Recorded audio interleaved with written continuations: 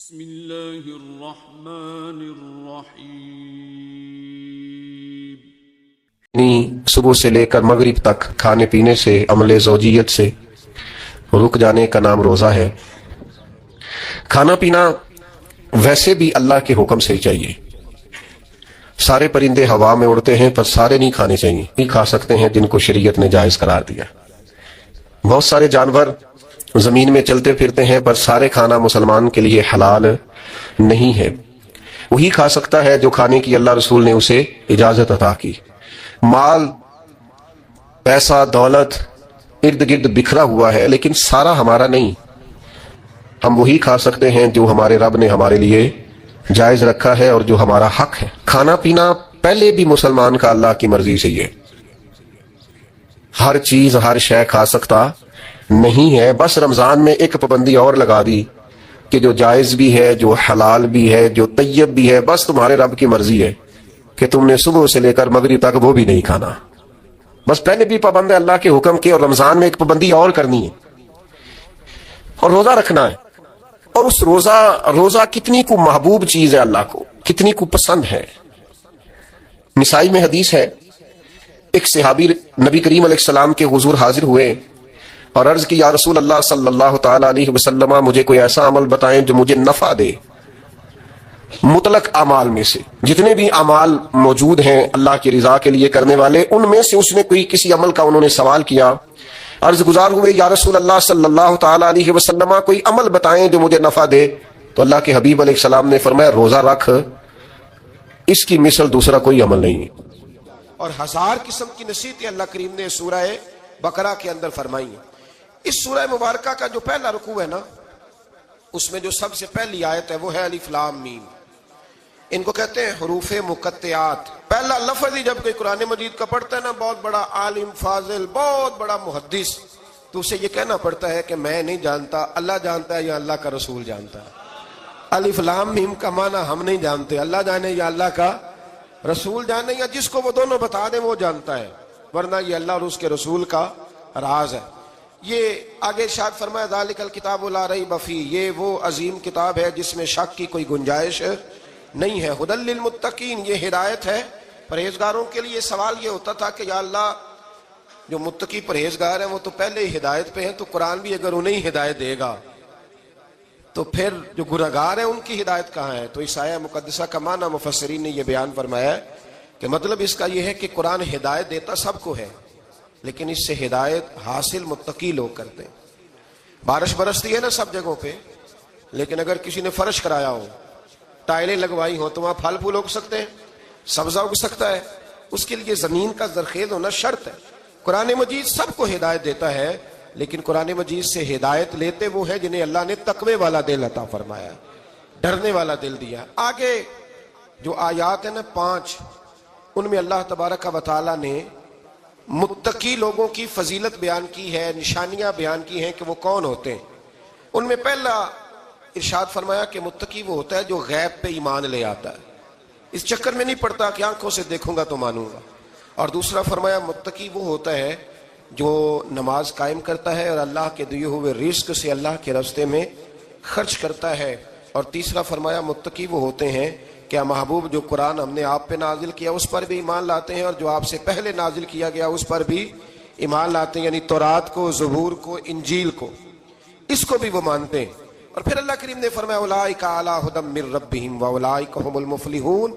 یہ جو لوگ ہیں نا غیب پر ایمان لانے والے، نماز پڑھنے والے، زکوٰۃ دینے والے، پچھلی کتابوں کو بھی ماننے والے، نبیوں کو بھی ماننے والے اور رسول پاک پر ایمان لانے والے، فرمایا یہ وہ لوگ ہیں جو اللہ کی طرف سے ہدایت پر ہیں، اور یہ وہ لوگ ہیں جو دنیا میں بھی کامیاب ہو جائیں گے اور آخرت میں بھی کامیاب ہو جائیں گے۔ پھر آگے نا اللہ تبارک و تعالیٰ نے کفار کا ذکر فرمایا ہے 3 آیات کے اندر۔ مومن کے بعد دوسرا درجہ کس کا ہے ذکر میں؟ کافر کا۔ پہلے بات ہوئی 5 آیات میں مومنوں کی، اب 3 آیات میں ذکر کیا گیا پکے کافروں کا۔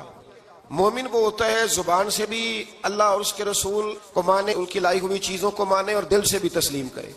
اور کافر وہ ہوتا ہے کہ جو نہ زبان سے مانتا ہے اور نہ ہی دل سے تسلیم کرتا ہے۔ پھر اللہ تبارک و تعالیٰ نے 13 آیات کے اندر، 3 آیتوں میں کافروں کا ذکر کیا اور 13 آیات کے اندر پھر منافقین کا ذکر فرمایا ہے۔ منافق کس کو کہتے ہیں؟ منافق اس کو کہتے ہیں جو زبان سے تو دعوے اونچے اونچے کرتا ہے ایمان کے، لیکن اس کے دل میں ایمان موجود نہیں ہوتا۔ آپ حیران ہوں گے، یہیں پہ بات کو ذرا غور سے سمجھیں کہ مومنوں کا ذکر 5 آیات میں اور کفار کا 3 آیات میں، پکے کفار کا، اور منافقین کے لیے اللہ نے اگلے ہی رکوع میں 13 آیات بیان فرمائی۔ 13۔ یہ خطرناک گروہ ہے منافقین کا، یہ خوفناک لوگ ہیں، یہ وہ چھپی ہوئی بیماری ہے کہ جس کو پکڑنا تھوڑا مشکل ہے۔ کچھ بیماریوں کو ڈاکٹر کہتے ہیں نا یہ خاموش قاتل ہے، قتل کر دیتی ہے پر پتہ نہیں لگنے دیتی۔ اسی طرح منافقین کا ٹولہ ہے۔ قرآن مجید کہتا ہے ان منافقین کے بارے میں وَمِنَ النَّاسِ مَن يَقُولُ آمَنَّا بِاللَّهِ وَبِالْيَوْمِ الْآخِرِ وَمَا هُمْ بِمُؤْمِنِينَ۔ اے محبوب، کچھ لوگ کہتے ہیں ہم اللہ اور آخرت پر ایمان لائے، لیکن وہ ایمان لانے والے نہیں ہیں۔ تو جب رب کہتا ہے نہیں ہے، آج کسی کو کہہ دیا جائے نا کہ وہ بندہ جھوٹا کلمہ پڑھتا ہے، اس کی باتیں نہیں بتاتی، تو کہتے ہو آپ ایک کلمہ گو کو برا کہہ رہے ہیں۔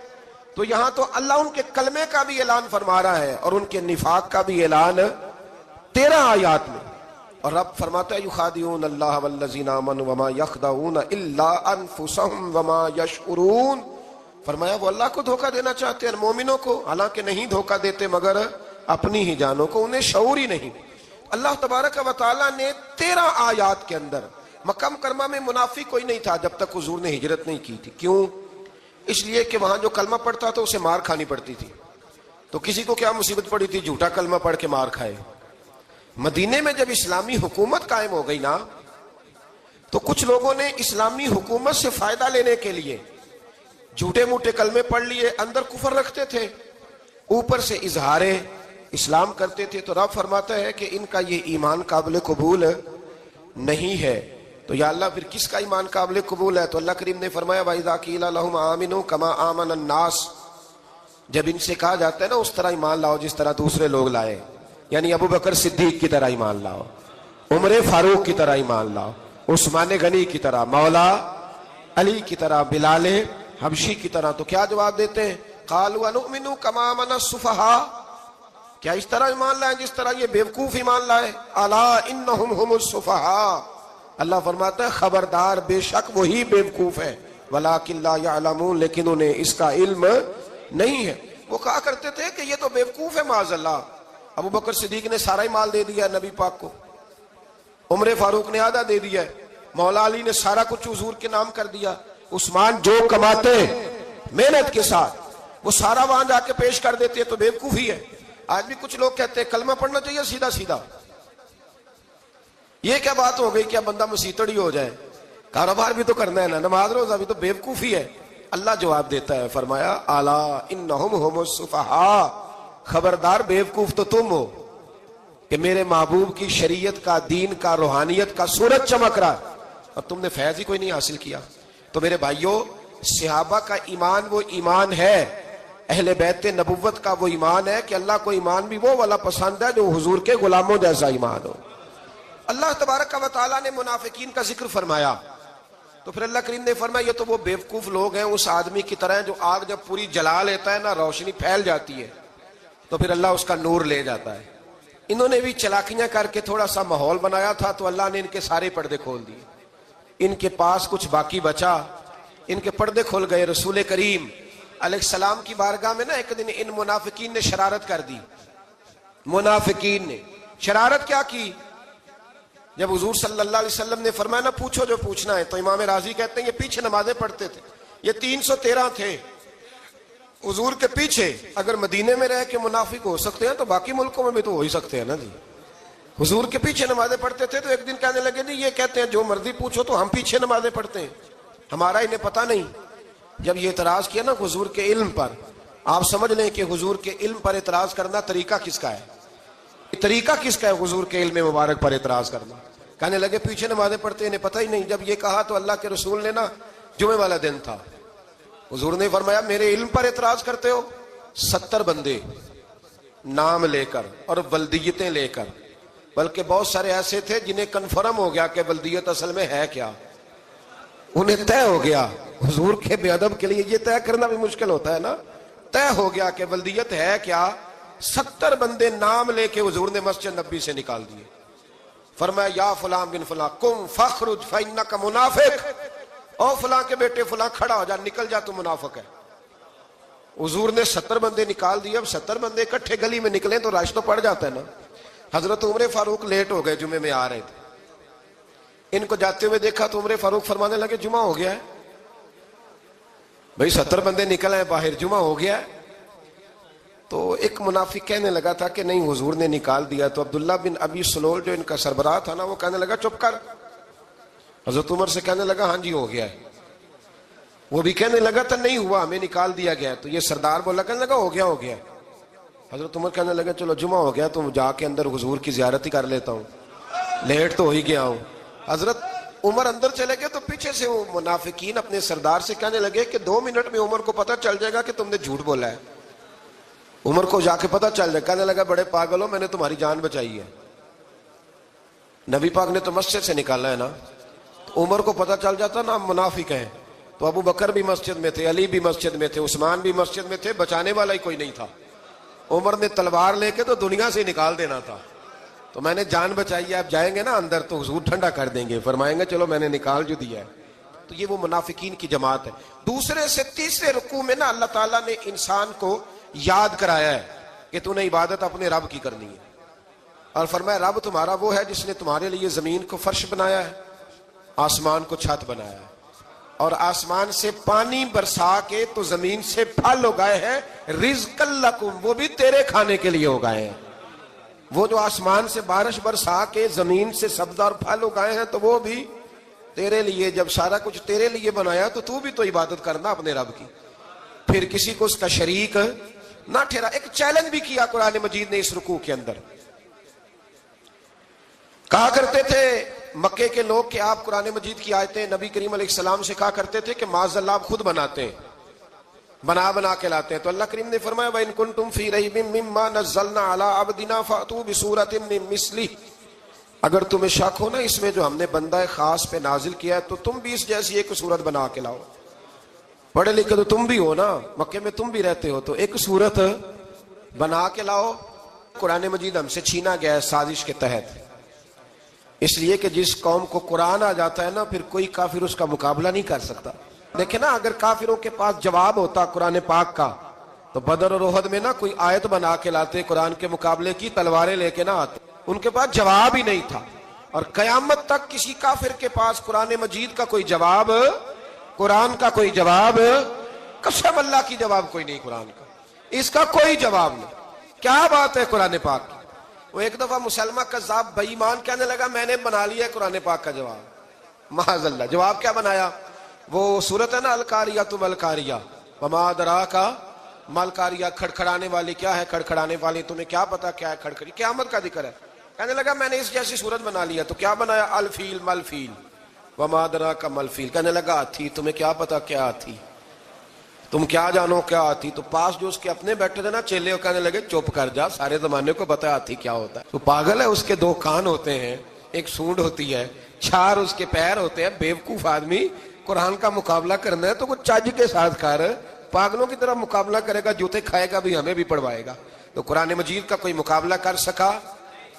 تو اس آیت مبارکہ میں اللہ نے کافروں کو یہ کہا اگر مقابلہ نہیں کر سکتے تو پھر اللہ سے ڈرو، ورنہ دوزخ میں ڈالے جاؤ گے، وہ جس کا ایندھن آدمی اور پتھر ہے، اور بنائی بھی کافروں کے لیے گئی ہے۔ اعدت للکافرین، جہنم کس کے لیے بنائی گئی ہے؟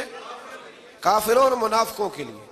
مسلمانوں کے لیے بنائی گئی، مسلمان مرضی سے چھلانگے لگائیں تو ان کی موج ہے، ورنہ ان کے لیے جہنم، ان کے لیے اللہ نے جنت بنائی ہے۔ اور یہ بات کرتے ہی رب کریم نے فرمایا اے محبوب علیہ الصلوۃ والسلام مومنوں کو خوشخبری دے دیں کہ اللہ نے ان کے لیے جنت بنائی ہے، اس میں باغات ہیں، انہیں رزق دیا جائے گا کھانے کے لیے، اور اس میں انہیں پاکیزہ بیویاں دی جائیں گی، اور پھر وہ اس میں ہمیشہ رہیں گے، انہیں اس سے نکالا نہیں جائے گا۔ آگے جو آیات کریمہ ہے نا اس کے اندر اللہ تبارک و تعالیٰ نے فرمایا ہے کہ اللہ حیا نہیں کرتا سمجھانے کے لیے، مچھر کی مثال بھی دینی پڑے۔ فرمایا قرآن سے کچھ لوگ ہدایت حاصل کرتے ہیں اور کچھ گمراہ ہو جاتے ہیں۔ جب لوگ اپنی مرضی کی تشریحات چاہتے ہیں تو گمراہ ہوتے ہیں، اور جب قرآن کو رسول اللہ صلی اللہ علیہ وسلم اور امت مسلمہ کی تشریحات کی روشنی میں سمجھتے ہیں تو پھر اللہ ہدایت عطا فرماتا ہے۔ پھر اللہ تبارک و تعالیٰ نے آگے ارشاد فرمایا حضرت آدم کی پیدائش کا واقعہ. کچھ مفسرین نے لکھا ہے اللہ نے مشورہ کیا تھا فرشتوں سے، وَإِذْ قَالَ رَبُّكَ لِلْمَلَائِكَةِ إِنِّي جَاعِلٌ فِي الْأَرْضِ خَلِيفَةً.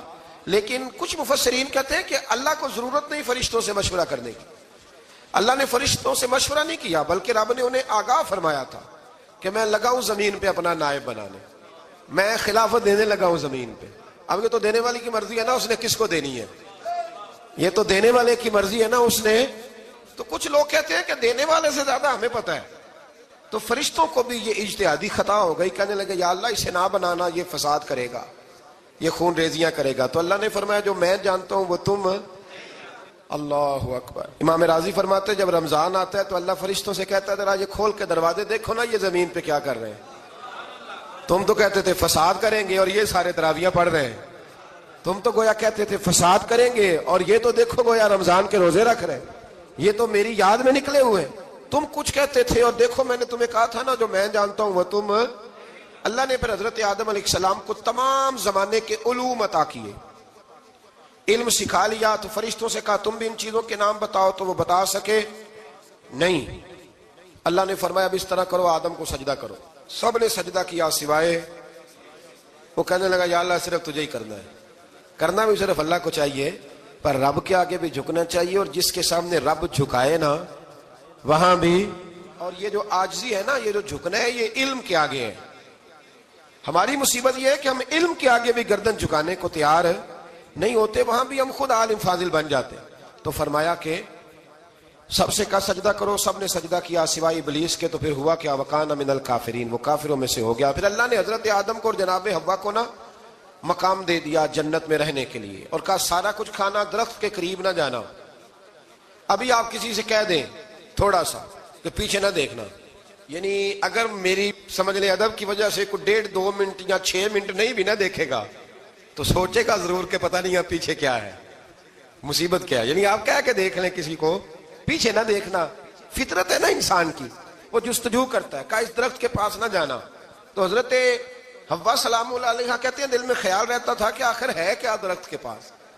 یہی انسان کا عقیدہ توحید ہے کہ جہاں سے رب منع کر دے وہاں وہ منع ہو جائے. اور یہ ان کی خطا نہیں تھی، یہ اللہ کی حکمت تھی، چونکہ رب نے تو پہلے کہہ دیا تھا بنایا ہی زمین کے لیے، تو یہ تو سارا کچھ ہونا تھا تو زمین پہ آنا تھا نا. تو حضرت حوا اور جناب آدم کے پاس شیطان آیا. اب اس کو نکال تو دیا تھا پر ابھی اس کا جنت میں آنا جانا بند نہیں ہوا تھا، یہ بھی اللہ کی حکمت تھی. تو وہ کہنے لگا تمہیں پتہ ہے بعد میں مر جاؤ گے.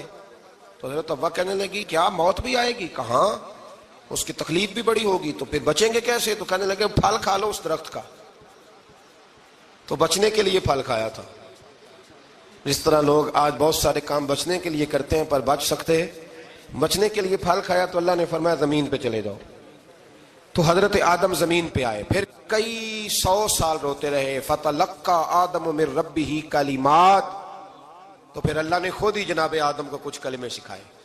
علامہ اسماعیل حقی فرماتے ہیں وہ کلمے یہ تھے کہ حضرت آدم نے میرے نبی کا وسیلہ پیش کیا، اللہ کریم نے جناب آدم کی دعا کو مقبول فرما لیا. پھر آگے بنی اسرائیل کا ذکر آ جاتا ہے. اللہ تعالیٰ نے بنی اسرائیل، آج آپ اسی قوم کو یہودی کہتے ہیں، ان کو اللہ نے اس زمانے میں فضیلت عطا کی تھی بہت زیادہ. تو عرب کے اندر جب نبی پاک علیہ السلام نے اعلان نبوت کیا تو کچھ لوگوں نے یہ کہہ دیا کہ اگر یہ یہودی کلمہ پڑھ لیں گے تو ہم بھی پڑھ لیں گے. تو پھر اللہ نے انہیں یاد کرایا کہ تم اصل میں کیا ہو، تمہیں کلمہ پڑھنا چاہیے. تو اہل یہود کا تذکرہ کرتے کرتے رب کریم نے ایک بات یہ بھی ارشاد فرمائی کہ تم لوگوں کو تو کہتے رہے ہو کہ وہ نبی آنے والے ہیں، وہ نبی آنے والے ہیں، اور جب آ گئے ہیں تو ماننے کو تیار نہیں ہو. تو فرمایا تأمرون الناس بالبر وتنسون انفسکم وانتم تتلون الکتاب، لوگوں کو بھلائی کا حکم دیتے ہو اور اپنے آپ کو بھول جاتے ہو. افلا تعقلون، تمہیں عقل نہیں؟ پھر اللہ نے انہیں یہ بھی یاد کرایا کہ یاد کرو وہ زمانہ کہ جب فرعون نے خواب دیکھ لیا تھا کہ کوئی بچہ اس کی سلطنت کو تباہ کرے گا، تو پھر اس نے تمہارے بچوں کو ذبح کرانا شروع کیا اور تمہاری بیٹیوں کو چھوڑتا تھا. فرمایا یہ بھی تو تم نے دیکھا، میں نے تمہیں پھر تم سے کہا جہاد کرو قوم عمالقہ کے خلاف، تو مقام طیہ میں جا کے یہ لوگ کہنے لگے ہم سے جہاد نہیں ہوتا.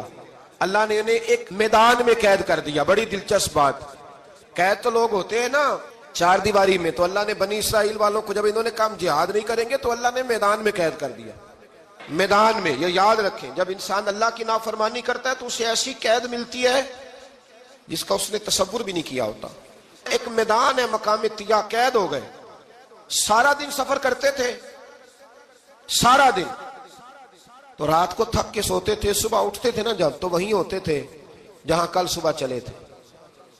تو رب جب کسی کو قیدی بناتا ہے تو اسے زنجیروں کی، سلاخوں کی ضرورت، دعا فرمائے اللہ تبارک و تعالی غموں سے نجات عطا فرمائے، یہ دعا فرمائے، ایسی قید دیتا ہے کہ جس سے پھر چھٹکارا ہو سکتا۔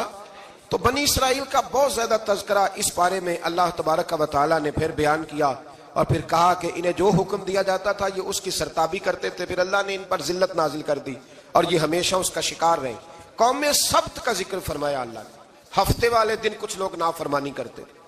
ہمارے بھی ہیلے بہانے ہیں نا آج کل کاروبار میں، تو اسی سپارے کی آیت نمبر 65 کے اندر اللہ تعالیٰ نے حضرت داؤد کی قوم کا ذکر کیا کہ اللہ نے انہیں حکم دیا تھا کہ ہفتے والے دن مچھلیاں نہیں پکڑنی، تو وہ کہتے تھے چلو ہاتھ لگا کے نہیں پکڑ، ہاتھ لگا کے۔